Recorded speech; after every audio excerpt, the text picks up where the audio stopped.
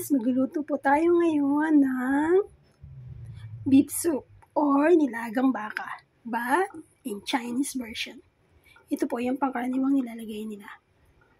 Potato, tomato, carrots, onion, and ginger.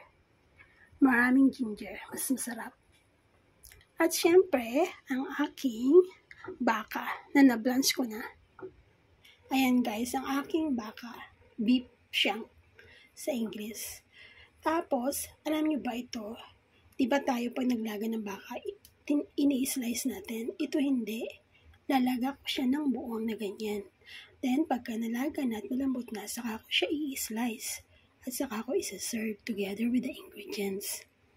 Tapos, ang pinaka-sauce nila ay toyo lang, light sauce. Samantalang tayo, merong light sauce at kalamansi, di ba? Yun. Tapos, importante talaga sa kanila ang sabaw. Yun, guys. Di ba? Magkaiba. Yan yung Chinese version nila ng nilagang baka. Beef soup. Pag kumukulo na yung tubig, ilalagay ko na ang mga ingredients na to. Na na-slice ko na. Ayan. Ang ganda ng kulay, ano? Ang sarap nitong higupin, I'm sure. Sa akin, sabaw lang, sapat na eh. Kayo ba, guys? Okay, guys, sana panoorin nyo hanggang huli. Thank you so much. Thank you for watching.